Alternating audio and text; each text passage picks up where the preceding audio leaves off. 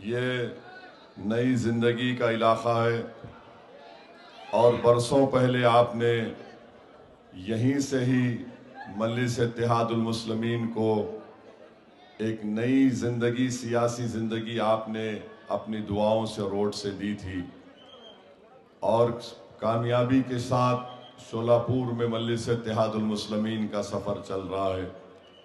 तो मैं आप तमाम से फिर से गुजारिश करने के लिए आया हूँ कि आज आपको इस इलाक़े के विकास के लिए, इसको तरक्की याफ्ता इलाक़ा बनाने के लिए, और सबसे बड़ी बात यह है कि आपको अपनी लीडरशिप को मजबूत बनाने के लिए मैं आपसे दरख्वास्त करने के लिए दोबारा आया हूँ कि आपको 15 तारीख़ के दिन अपने एक एक वोट का इस्तेमाल मजलिस इत्तेहादुल मुस्लिमीन के पतंग के निशान पर करना है।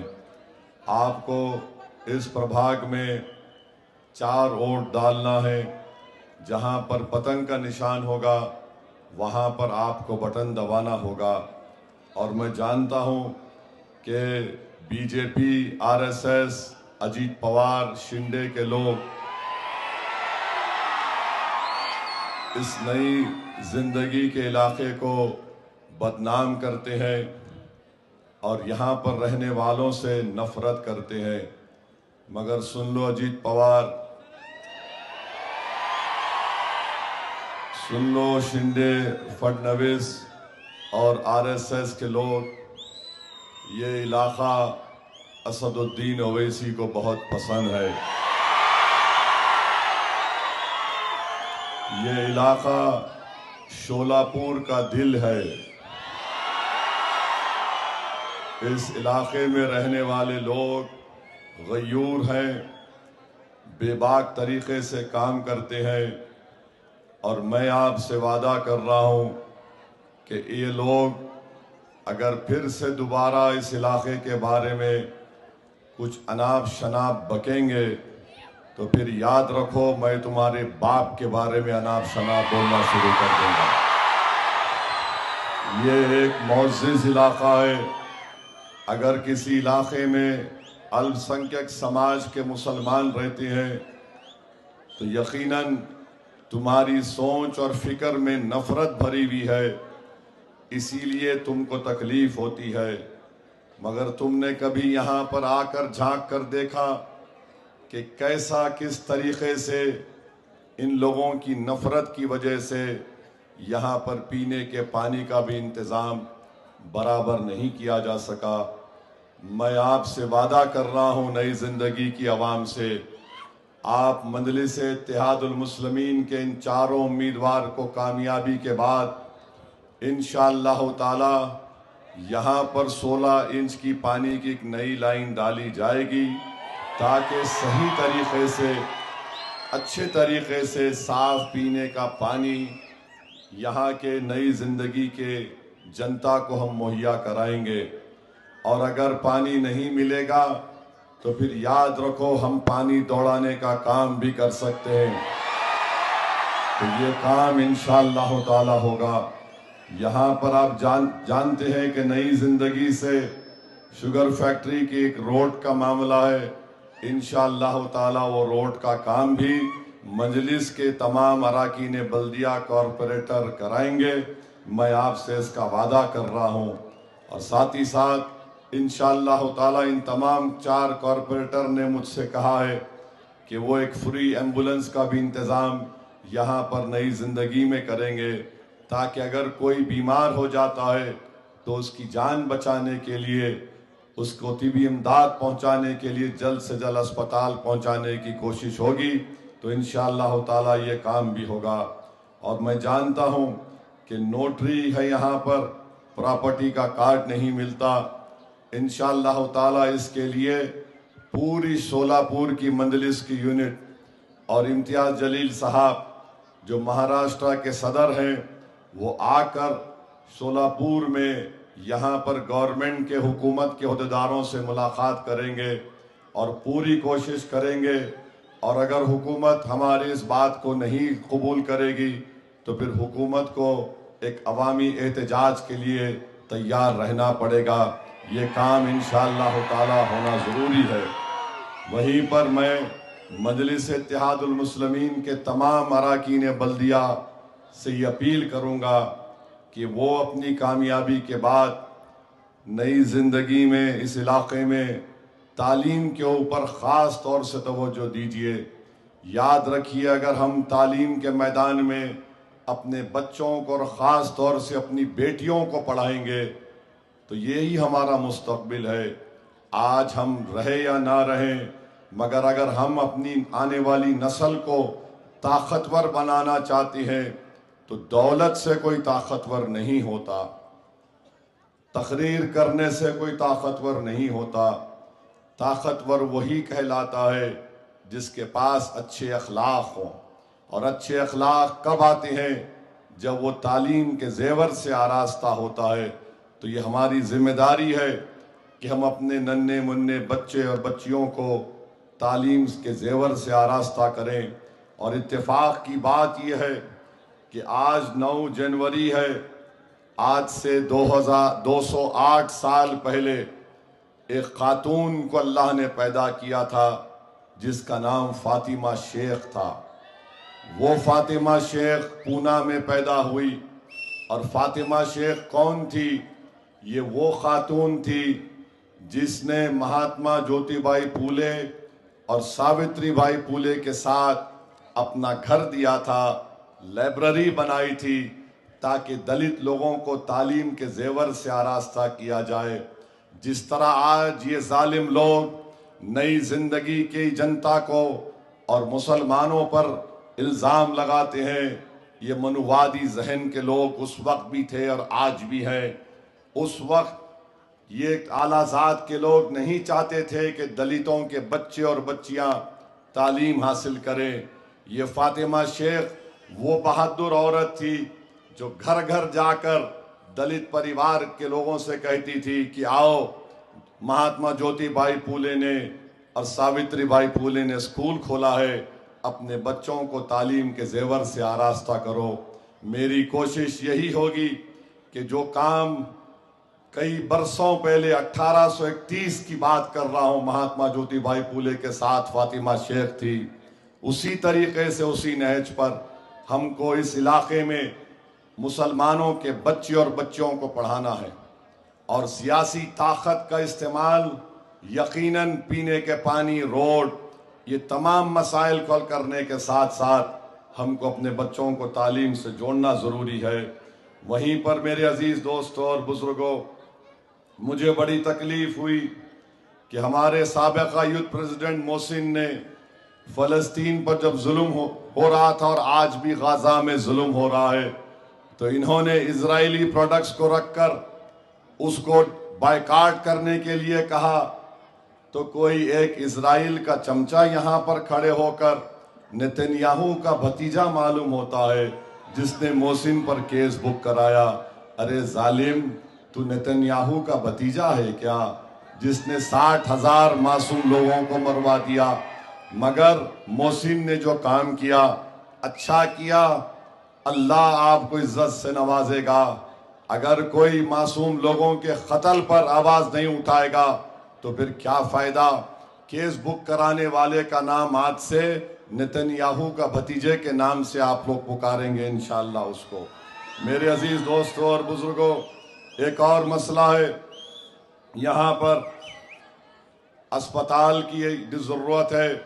मैं भी बात किया हमारे मजलिस के अज़हर हुंडेकरी साहब से, इंशाअल्लाह ताला एक और अस्पताल बनाने की यहाँ पूरी कोशिशें की जाएगी। तो मैं आपको ये अपील कर रहा हूँ कि 15 जनवरी के दिन आप अपना एक वोट मजलिस इत्तेहादुल मुस्लिमीन के हक़ में इस्तेमाल करिए। मैं नदीम एडवोकेट की तकरीर को भी सुना, बहुत अच्छा बोले नदीम एडवोकेट, अल्लाह उनकी ज़बान में और तासीर दे। इसी को बोलते हैं लीडरशिप को पैदा करना। मेरे अजीज़ दोस्तों और बुज़ुर्गों, यही मजलिस चाहती है कि आप नेता बनो, बेबाक तरीके से आप मसाइल को रखो और लड़ो उसके लिए। दूसरी पार्टी में भी लोग इलेक्शन लड़ रहे हैं मगर उनकी ज़बानों पर ताला पड़ा हुआ है। उनकी सोच पर पर्दा पड़ा हुआ है, उनके दिल हैं मगर धड़कते नहीं हैं। मंजलिस का मामला ये है कि जो सच्चाई है उसको बयान करो। अगर कोई ताकतवर है, जुल्म कर रहा है, तो उसकी आंख में आंख डालकर कहो कि जालिम, तुझे हम हरा कर रहेंगे और तेरे जुल्म को बर्दाश्त नहीं करेंगे। ये मजलिस, यही मजलिस का पैगाम रहा शुरू से लेके अब तक, और इंशाअल्लाह ताला यही पैगाम मजलिस का रहेगा। मजलिस की तारीख गवाह है कि मजलिस ने हमेशा ताकतवर लोगों से पंजा आजमाई की। मजलिस ने हमेशा अल्लाह के फजल और करम से उन जालिमों को इलेक्शन में शिकस्त दी। और मजलिस हमेशा शुरुआत में, मजलिस की शुरुआत जो हुई थी, तो जब मजलिस के 16 कॉरपोरेटर 1960 में हैदराबाद में कामयाब हुए थे, तो दौलतमंद लोगों ने, जिसमें मुसलमान भी थे, कहा ये तो गरीबों की, रिक्शे वालों की जमात है। तो मंद मजलिस के मरहूम सदर सालार मिल्लत ने कहा कि मुझे फ़ख्र है इन गरीबों पर, उन्होंने वो काम किया जो तुम दौलतमंदों ने नहीं किया। ये अपने गरीब रहते हुए भी, इन्होंने अपने गरीब रहते हुए भी, रिक्शा चलाते हुए भी, उन्होंने एक ऐसा बीज को बोया है, मैं नहीं रहूंगा, ये गरीब नहीं रहेंगे, मगर एक ऐसा ताकतवर पेड़ मजलिस बनाएगी कि उसमें तमाम लोगों का तहफ़्फ़ुज़ होगा। तो मैं सलाम करता हूं लोगों को जिन्होंने इल्ज़ामात की परवाह नहीं की। आज भी चंद दौलत आ जाती है तो बड़ा हिकारत की नज़र से गरीबों को देखते हैं। ऐ जालिमों, अगर कोई मर मिटता है किसी काज के लिए तो गरीब है। दौलतमंद अपनी दौलत को बचाने के लिए सोचता है, और गरीब ये सोचता है कि मैं कैसे अपने ईमान को बचाऊं। दलित ये, गरीब ये सोचता है कि कैसे मैं अपने ईमान को बचाऊं, कैसे मैं अपनी इज्जत को बचाऊं, और कैसे मैं तमाम लोगों की चीज़ों को देखकर एक गरीब अपनी सब चीज़ को कुर्बान करने के लिए आगे बढ़ता है। तो मेरे अजीज दोस्तों और बुजुर्गों, मजलिस गरीबों से शुरू हुई और अल्हम्दुलिल्लाह आज भी मजलिस इत्तेहादुल मुस्लिमीन गरीबों के काज को सबसे ज्यादा तरजीह देती है। तो मेरे अजीज दोस्तों और बुजुर्गों, डरने और घबराने की जरूरत नहीं है। बहुत से लोग बहुत सी बातें करते हैं, मगर मुझे बताया गया कि कोई ये बोला कि मेरी शेरवानी पे हाथ लगाएगा। देखो भाई साहब, याद रखो, छेड़खानी नहीं करना।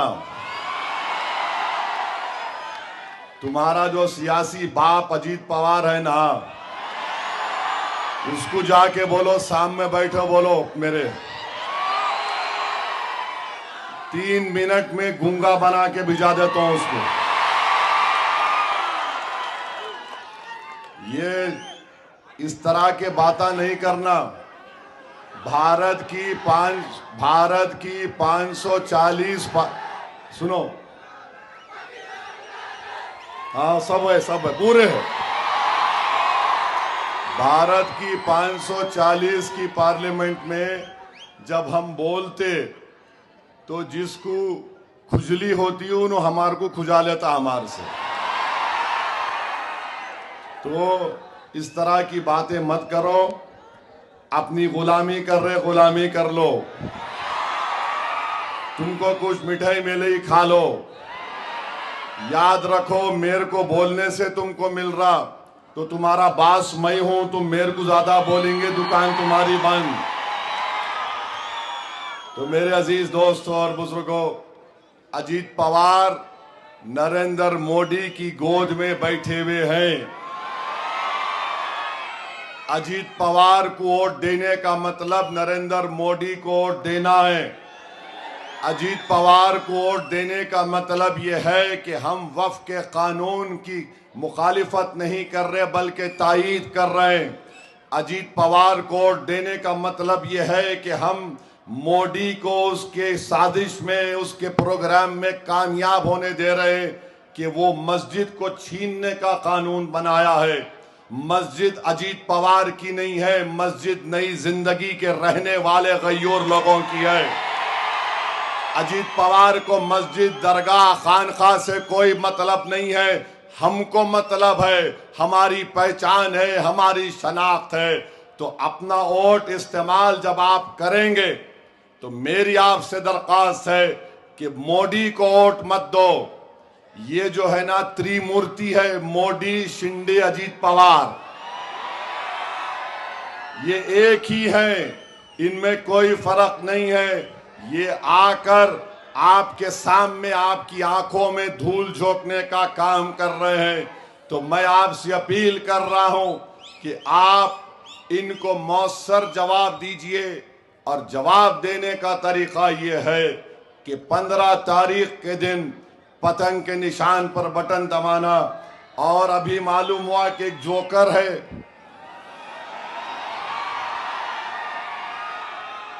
प्रभाग नंबर 22 से अजीत पवार का कैंडिडेट बना है। अबे अपने बाप का नाम लेना, मेरा नाम क्यों ले रहा तू है? बोल रहा कि मेरे को एक वोट दे दो, 3 पतंग को दे दो। तू अपने बाप का नाम बोल, सियासी बाप तेरा कौन है? हम अपनी पार्टी के नाम पे वोट मांग रहे हैं। प्रभाग नंबर 22 के लोगों से अपील कर रहा हूं, पतंग को वोट देना, ये दुम छल्ले जोकरों को नहीं देना। आप जरा तो शर्म रखो, जरा तो शर्म रखो। कुछ नहीं, एक मेरे को दे दो, 3, अरे 3 नहीं, 4 नहीं, बल्कि पूरे 50-60 हजार वोट पड़ने वाले पतंग के नाम पर इंशाअल्लाह ताला। यानी अभी से मालूम हो गया उनको कि अजीत पवार का नाम लिए तो टाटा बाय बाय खींच देने वाले हैं लोग। अब ऐसा ही होने वाला है, 15 तारीख को कोई नहीं रहेगा। तुम ये 22 नंबर, हाँ, और एक मेरे कोई बोले प्रभाग नंबर 16 में भी हमारी बहन लड़ रही। बहरहाल जहां भी मजलिस के उम्मीदवार है, आपको पतंग के निशान पर बटन दबाना है। आप दबाएंगे ना? मजलिस को मजबूत करो। असदुद्दीन ओवैसी आज है, कल नहीं रहेगा, ये जिंदगी की हकीकत है। मगर मजलिस के पैगाम को समझो मेरे भाई। मजलिस को लेकर आपको आगे बढ़ना है। मजलिस चाहती है कि शोलापुर से और नेक और काबिल लोग निकलें, चाहे वो हमारी बहन हो, बेटी हो, भाई हो, कोई भी हो, जो लीडर बन सके। याद रखो, ये काम हमको करना है, कोई आसमान से अब कोई आने वाला नहीं है। हमको ये काम करना है।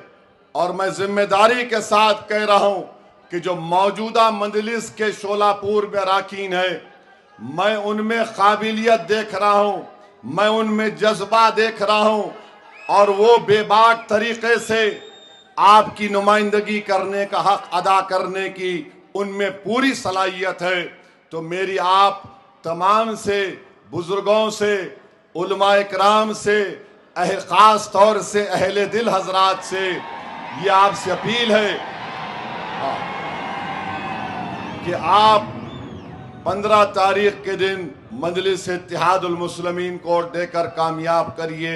याद रखिए, सोलापुर को हम पुणे की तरह खूबसूरत बना सकते हैं, मगर ये लोग, बीजेपी के लोग इतने सालों से सोलापुर में बैठे हुए हैं, कुछ काम नहीं कर रहे हैं। यहाँ पर है, यहाँ की रजाई इतनी मशहूर, जीआई टैग उसको हासिल है, कुछ नहीं होता। हर चीज में आप देखो, अब इलेक्शन आ गया तो बोल रहे नहीं मेयर उन्हें बनेगा, मेयर इन्हें नहीं बनेगा। अरे बाबू, पाकिस्तान के संविधान में लिखा हुआ है कि सिर्फ एक ही मजहब का आदमी पाकिस्तान का प्राइम मिनिस्टर या सदर बन सकता है।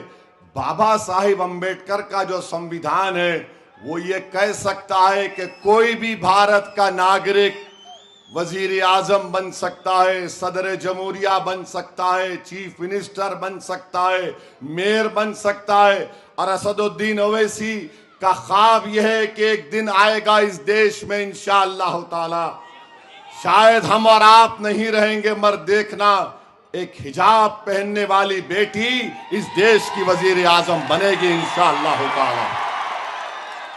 हम नहीं रहेंगे, शायद हम जमीन में जाकर हमारी हड्डियां भी घुल जाएंगी, मगर देखना एक दिन वो दिन आएगा। अरे याद रखो, ये नफरत जो तुम मुसलमानों के खिलाफ भड़का रहे हो, इंशाअल्लाह ताला ये नफरत ज्यादा नहीं चलेगी। तुम खत्म हो जाओगे नफरत फैलाने वालों। मोहब्बत जब आम होगी तो लोगों को मालूम होगा कि कैसे जहर इनके दिलो दिमाग में भर दिया गया था।